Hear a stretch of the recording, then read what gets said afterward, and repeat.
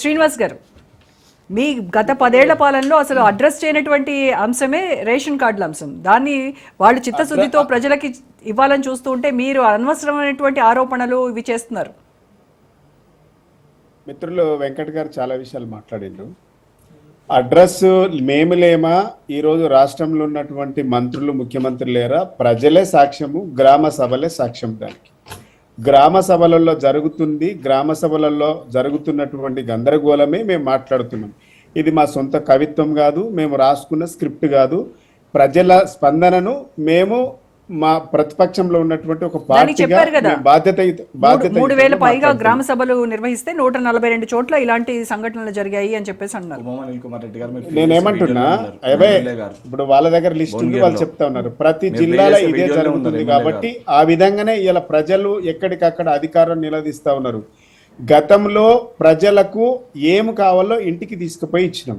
ఇలా మేము అడుగుతుంది ఏంటంటే, ఊరికే కేసీఆర్ గారి మీద మాట్లాడడం, కేసీఆర్ గారు వస్తే కేసీఆర్ గారు తట్టుకునే శక్తి అక్కడ ఉన్నటువంటి సభ్యులు లేదు.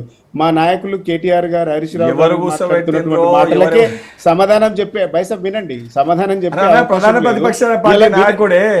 వినండి. ఆయన కూడా ఒక ఎమ్మెల్యేనే, ఆయన కూడా గజ్వేల్ వెళ్ళొచ్చు, తిరగొచ్చు, ఆయన కూడా పార్టిసిపేట్ చేయొచ్చు, డెఫినెట్ గా కూడా పార్టిసిపేట్ చేయొచ్చు. మీరు ఆయన కూడా ఒక ఎమ్మెల్యేనే, పెద్ద కాదు, అందరు ఎమ్మెల్యేలు అయితే వారు కూడా ఎమ్మెల్యేనే. మాట్లాడుతున్నా ఇట్లా మధ్యలో మాట్లాడచ్చు. శ్రీనివాస్ గారు మాట్లాడండి. సభను సభలాగా నడిపితేనేమే బాగుండదు. సభ కేవలం కక్షపూరితంగా మాత్రమే నడుపుతా ఉన్నారు.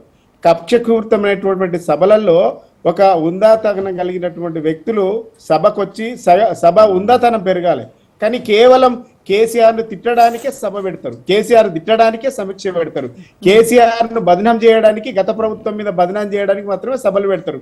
ఇలా ఆ రోజు కాంగ్రెస్ గవర్నమెంట్ సభ అసెంబ్లీ సమావేశం జరుగుతా ఉంటే ఇలా కేటీఆర్ గారి మీద లీక్ ఇచ్చింది వాళ్ళు.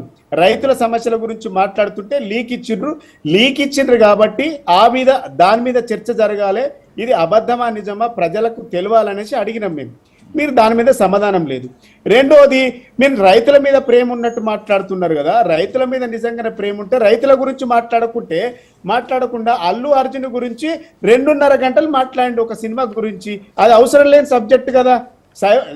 సబ్జెక్ట్ అంతా కేవలం డివేట్ చేయడానికి, అటెన్షన్ డైవర్ట్ చేయడానికి చేస్తున్నటువంటి భాగం ఇది.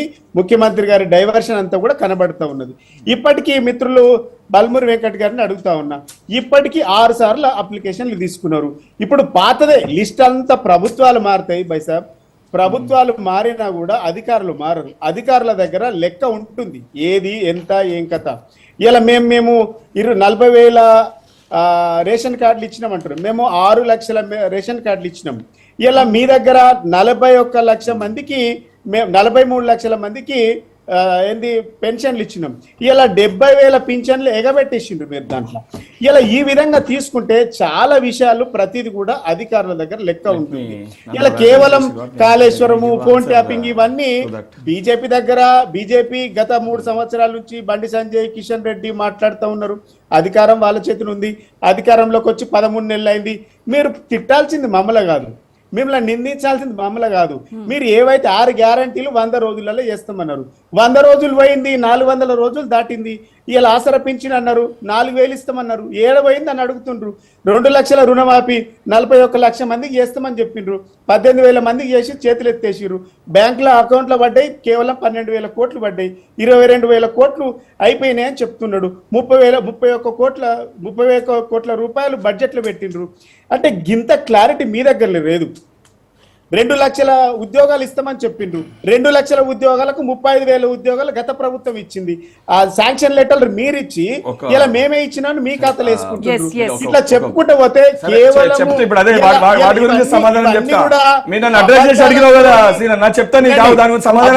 మీద కాంగ్రెస్ ప్రభుత్వం చిత్తశుద్ధి ఏందో నేను చెప్తా. మీరు అంటారు కదా కేసీఆర్ గారిని అసెంబ్లీకి రమ్మంటే ఆయన విమర్శించనీకి అని చెప్పి మాట్లాడతారు మీరు.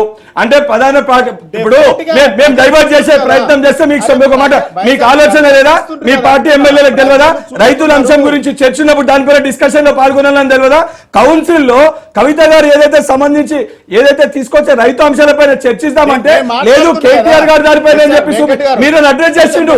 మీరు నా పేరు తీసుకొని ప్రశ్నించారు, అందుకే మీకు సమాధానం చెప్తున్నా. అసెంబ్లీ రికార్డ్స్ తీసుకోండి, లేకపోతే మీ పార్టీ ఎమ్మెల్యేలు అడిగి చెప్పండి మీరు ఎన్ని రేషన్ కార్డులు ఇచ్చారో. మీ పార్టీ ఎమ్మెల్యేలు అడగండి మీరు ఎన్ని రేషన్ కార్డులు ఇచ్చారో చెప్తారు. ఆలోచనలు కూడా లెక్కలు తప్పు చెప్తా. ప్రజల ముందు మనం సమాధానం చెప్తున్నప్పుడు బాధ్యతతోటి ఉన్నాయి చెప్పాలి.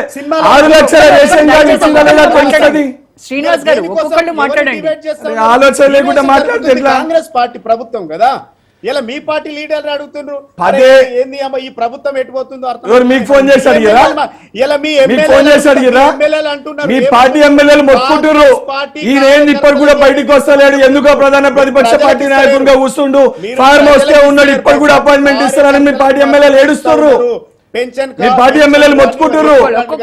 ఇందిరమ్మ ఇండ్లు కానివ్వండి, ఇన్ని ఎవరికి ఇస్తుండ్రు మీరంటే కాంగ్రెస్ కార్యకర్తలకు ఇస్తామని మీ ఎమ్మెల్యే చెప్పిండ్రు, మీ మాజీ ఎమ్మెల్యే చెప్పిండ్రు, అవన్నీ ప్రజలు వింటుండ్రు. ఇట్లా మనం ఇద్దరం గొంతులు దించుకున్నంత మాత్రం ఏం జరగదు. మీరు దించుకుంటారా? పెద్ద మార్కులు కొట్టేసుకొని కనబడుతుంది కదా, ఎవరు దించుకుంటారో ఎవరు దించుకుంటారో. స్పష్టంగా నేను అడిగింది ఏంది వైసాబ్ నీకు నేను అడుగుతుంది ఏంది? ప్రధాన ప్రతిపక్ష నాయకుని బాధ్యత అసెంబ్లీకి రావడానికి ఉంటదా ఉండదా? సిస్టమ్ లో ప్రధాన ప్రతిపక్ష పార్టీ నాయకుడు అసెంబ్లీకి రావన్నా వద్దా? ప్రజల అంశాలపైన చర్చించన్నా వద్దా? ఇంకోటి గ్రామ సభలు నిర్వహించేది ఆ సంబంధించిన అప్లికేషన్లు తీసుకునే పేర్లు ఎంట్రీ అయినాక ఎవరివన్నా మిస్ అయినా లేదో తెలుసుకోనికే గ్రామ సభలు నిర్వహిస్తున్నాము. వాళ్ళ లెక్క ఒంటెద్దు పోకడతోటి పోయి మేము తీసుకున్న లిస్టులే ప్రజలకేంది అడిగేదని ఆ రకంగా పరిపాలించమని వారు చెప్తుర్రా? వారి లెక్క ఒంటెద్దు పోకడ డిక్టేటర్షిప్ పరిపాలన కాదు. ఇది ప్రజా ప్రభుత్వము, ప్రజాపాలన. ప్రజాక్షేత్రంలో గ్రామ సభలు పెట్టి రానుల పేర్లు అందులో ఎక్కించే ప్రయత్నం మేము చేస్తున్నాము. దాన్ని మీరు తప్పు పడుతుర్రా? ప్రజల దగ్గరికి లిస్టు చెప్పడాన్ని మీరు తప్పు పడుతుర్రా? ఇంద్రమ్మ ఇల్లు మేము ఆన్లైన్ లో అప్లికేషన్లు ఇస్తున్నాము. హుజరాబాద్ కాన్స్టిట్యున్సీలా ఒక గ్రామ సభ జరుగుతుంటే వాళ్ళకి సంబంధించి ఒక పార్టీ కార్పొరేటర్ గారి కొడుకు పోయి ఆ బ్యానర్ దించేసి పోయి కింద వాడేసిండు. చాలా స్పష్టంగా కనబడుతుంది. నీకేదైనా బాధ నొప్పి ఉంటే ప్రశ్నించు. ఆ జరిగే సభలో అధికారులను అడుగు, రెక్టిఫై చేసి అక్కడ ఉన్న ప్రజల కోసం పనిచేయండి.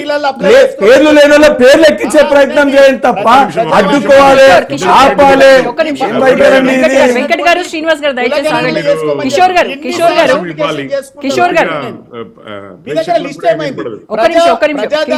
గారు ఉంది కాబట్టి లిస్ట్ చదువుతుర్రే. లిస్ట్ ఉంది కాబట్టి లిస్ట్ చదువుతుర్రు. ఒక్క నిమిషం ఆగండి. శ్రీనివాస్ గారు మీరు కూడా ఆగండి. 5 నిమిషాలు ఓపిక పట్టిన వారు మాట్లాడుతుంటే శ్రీనివాస్ గారు ఒక్క నిమిషం ఆగాలి. శ్రీనివాస్ గారు ఒక్క నిమిషం ఆగండి. కిషోర్ గారు మీరేమో ఇందాక బీఆర్ఎస్ కాంగ్రెస్ ఒకటేనని స్టేట్మెంట్ ఇచ్చారు, మరి ఇక్కడ చూస్తే వీళ్ళిద్దరు మామూలు ఫైర్ శ్రీనివాస్ గారు కూడా చెప్పారు కదండి, చెప్పండి. మా నాయకుడు